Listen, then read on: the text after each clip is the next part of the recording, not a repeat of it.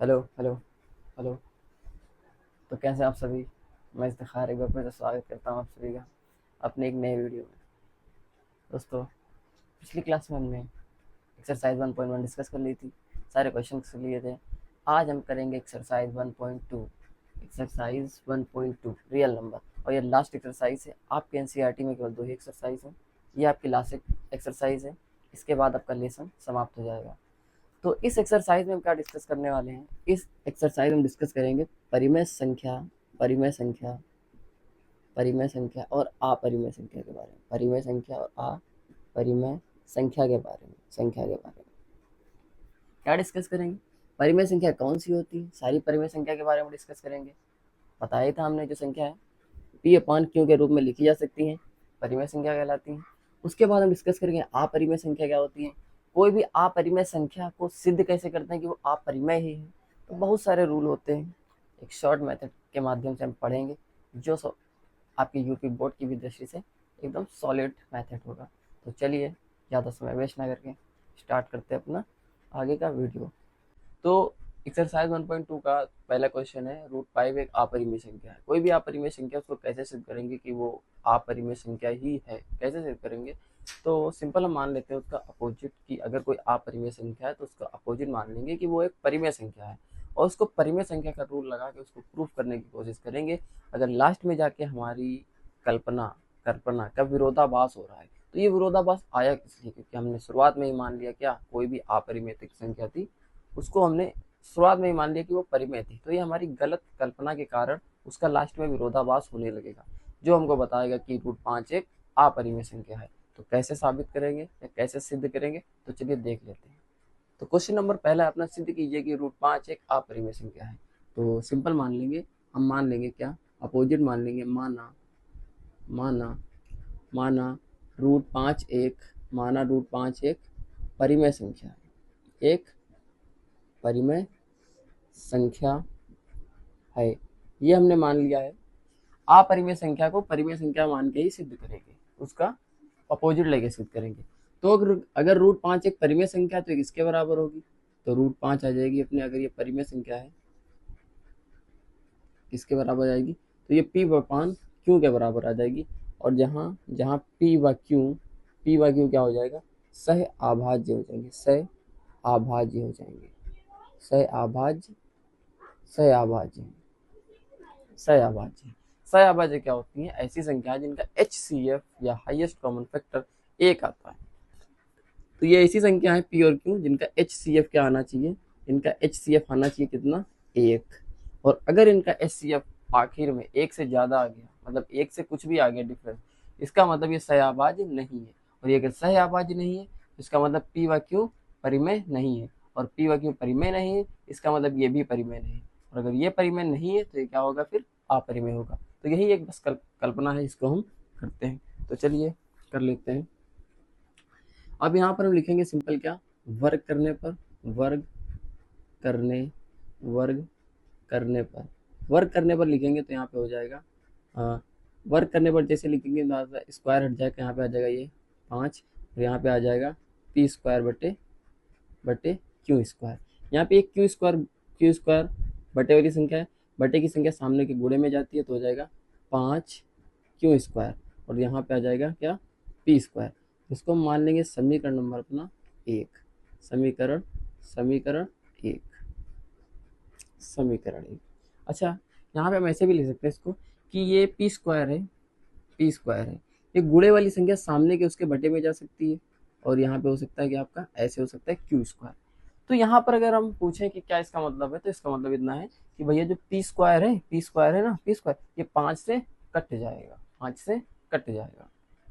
तो अगर P square पाँच से कट जाएगा तो एक परिमेय है कि अगर पी स्क्वायर पाँच से कट जाएगा तो इसका जो पी है, मतलब स्क्वायर हटाने पर, इसको हटाने पर पी है, पी भी पाँच से कट जाएगा। ये एक रूल है, रूल है, रूल है। क्या रूल है? कि पी पी स्क्वायर, हमने क्या बताया, ये जो पी स्क्वायर है, पी स्क्वायर पाँच से, पाँच से विभाज्य है, पाँच से विभाज्य है, पाँच से विभाज्य है।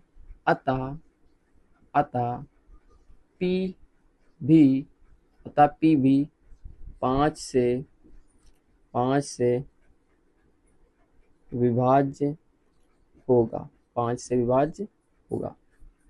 मैंने क्या बताया, ये पी स्क्वायर है ये 5 से कट सकता है, ये पी स्क्वायर 5 से कट जाएगा और कुछ आंसर आ जाएगा। लेकिन अगर पी स्क्वायर 5 से कट जाएगा तो इसका रूल एक है कि वो पी जो है पी भी 5 से कटेगा। मतलब अगर किसी संख्या का स्क्वायर 5 से कट सकता है तो कुछ आंसर आएगा, और अगर किसी संख्या का स्क्वायर मतलब वर्ग 5 से कट जाएगा या किसी भी संख्या से कट जाएगा तो उसका वर्ग हटाने पर, मतलब स्क्वायर हटाने पर जो पी बचेगा वो भी 5 से कट जाएगा, वो भी 5 से कट जाएगा और फिर कुछ आंसर आ जाएगा। नहीं समझे? तो ऐसे समझिए, मान लो हमारे पास पहले था हमारे पास 5 का स्क्वायर और नीचे था 5। ये 5 का स्क्वायर बनेगा कितना, 5 का स्क्वायर कितना बनेगा 25, और बटे में क्या होगा 5। तो ये 5 25 को काट देगा और आंसर दे देगा 5। तो अगर ये 5 स्क्वायर को काट देगा, 5 आंसर दे देगा। तो अगर हम इसका स्क्वायर हटाएंगे तब भी ये 5 इसको काट देगा, तो 5 एकम 5, तब भी आंसर देगा कितना, एक आंसर दे देगा। ये बात करने की। और हर बार देखो आंसर कुछ अलग आया है, आंसर कुछ अलग आया है। तो हम ऐसे बोल सकते हैं, कि P बटे 5 बराबर होगा n। n क्यों? क्योंकि जब हम P को 5 से काटेंगे तो कोई संख्या आ जाएगी n, कोई भी संख्या आ जाएगी n। और इसको हम ऐसे लिख सकते हैं, P बराबर 5 का गुणा n से करो तो हो जाएगा 5n, और इसको मान लेंगे समीकरण नंबर 2, समीकरण नंबर 2, समीकरण नंबर 2। अब ये P का मान उठा के हम कहाँ रख देंगे, समीकरण नंबर 1 में रख देंगे। P का मान उठाकर समीकरण नंबर 1 में रख देंगे, समीकरण नंबर 1 में रख देंगे। तो यहाँ पे देखते हैं, यहाँ पे लिखेंगे P का मान समीकरण 1 में रखने पर, P का मान समीकरण 1 में रखने पर, तो समीकरण 1 में जहाँ P है वहाँ पे क्या आ जाएगा 5n, तो हो जाएगा आपका 5n स्क्वायर बराबर कितना, 5q स्क्वायर। 5 की पावर 2 हो जाएगी तो 25 हो जाएगी, n की पावर 2 हो जाएगी तो हो जाएगा n की पावर 2, और यहाँ पे हो जाएगा 5q स्क्वायर। और ये 25 को 5 से काटोगे तो 25 हो जाएगा, तो हो जाएगा 5n स्क्वायर बराबर कितना हो जाएगा यहाँ पर q स्क्वायर। अगर यहाँ पर इसको हम ऐसे लिखें, n स्क्वायर बराबर हो जाएगा q स्क्वायर बटे 5, मतलब एक गुणे वाली संख्या सामने के कहाँ चली जाएगी, बटे में। तो ये आ गया एक मान। फिर वही रूल बन रहा है कि ये जो 5 है, 5 ये क्यू स्क्वायर को काट देगा, ये वाला रूल बन रहा है सेम। ये 5 है, ये क्यू स्क्वायर को काट देगा। तो अगर ये 5 क्यू स्क्वायर को काट देगा तो ये 5 क्यू को भी काट देगा। सेम वही रूल, क्या ऐसे लिखेंगे, कैसे लिखेंगे, क्यू स्क्वायर 5 से, सेम यहाँ पर जो वहाँ पर पी है वहाँ पे यहाँ पे क्यू हो जाएगा, पी क्यू स्क्वायर 5 से विभाज्य मतलब कट जाएगा, डिवाइड हो जाएगा, विभाज्य है। अतः क्यों भी 5 से विभाज्य होगा, अतः क्यों भी 5 से विभाज्य होगा। तो सेम वही रूल, जब यहाँ पे जब पी स्क्वायर 5 से विभाज्य था और पी भी 5 से विभाज्य होगा तो हमने लिखा था p बटे 5 बराबर n संख्या, कोई संख्या आ जाएगी। वैसे यहाँ पर जब क्यू स्क्वायर 5 से कट रहा है तो क्यू भी 5 से कटेगा, इसका मतलब क्यू बटे 5 कोई नई संख्या आ जाएगी निकल के, और जब 5 से काटेंगे तो कोई संख्या आएगी, मान लिया हमने क्या आ गई, m आ गई आपकी। तो ऐसे हो जाएगा क्यू बराबर 5 का गुणा इधर कर देंगे m से तो हो जाएगा 5m, तो इसको मान लेंगे हम क्या, समीकरण नंबर 2, इसको मानना है, और इसको भी आप लिख देंगे मानना, समीकरण नंबर 2, और ये आ जाएगा समीकरण नंबर 3, समीकरण नंबर हो जाएगा ये 3, 1 2 3, ये आ जाएगा अपना समीकरण नंबर 3 आ जाएगा। तो हमने कहा था कोई भी परिमेय संख्या उसका HCF 1 होता है। यहाँ पर अगर हम देखें तो समीकरण नंबर 1 देखें और समीकरण नंबर 2 देखें, समीकरण नंबर 2 में देखें और समीकरण नंबर 3 में देखें। समीकरण नंबर 2 में P का मान कितना मिल रहा है 5n, और समीकरण 3 में मिल रहा है Q का मान 5n। तो भैया P का मान यहाँ पर 5n है और यहाँ पर Q का मान P का मान 5n है, यहाँ पर 5m है।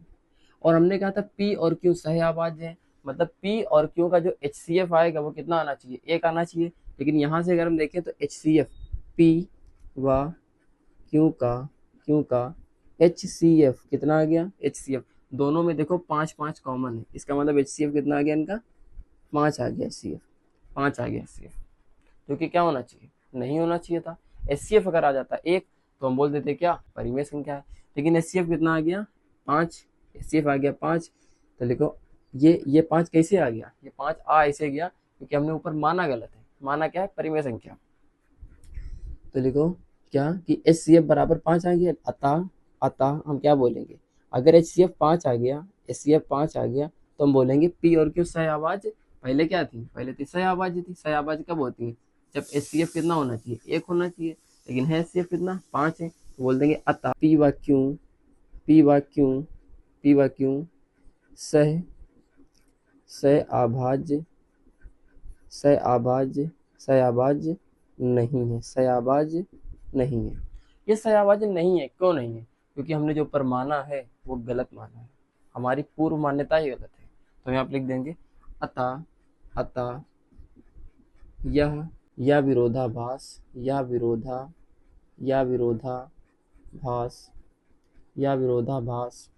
हमारी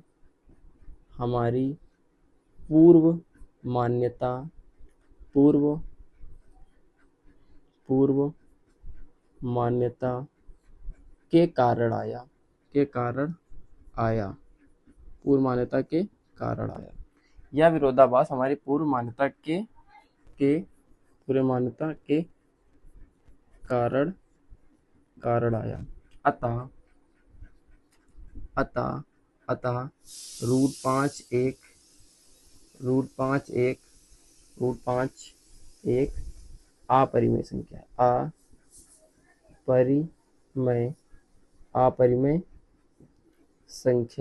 अपरिमेय संख्या है। तो P व Q का HCF 5 आ गया, अतः P व Q सहअभाज्य नहीं है, अतः P व Q सहअभाज्य नहीं है।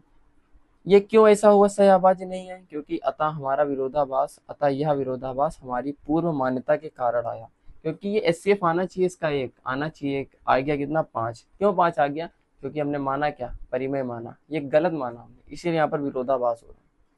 अतः रूट 5 एक परिमेय संख्या है। अगर हम इसको परिमेय ना मानते, अपरिमेय मान लेते तो ये विरोधाभास ना होता, इसलिए हमारी मान्यता गलत है। रूट 5 एक क्या है, 5 एक अपरिमेय संख्या है, रूट 5 एक अपरिमेय संख्या है। तो आई होप आपको क्वेश्चन समझ में आया होगा। अगर क्वेश्चन समझ में आया हो तो इसको नोट कर लीजिए या इसका स्क्रीनशॉट ले लीजिए और रख लीजिए। हम चलते हैं अपने नेक्स्ट क्वेश्चन के पास।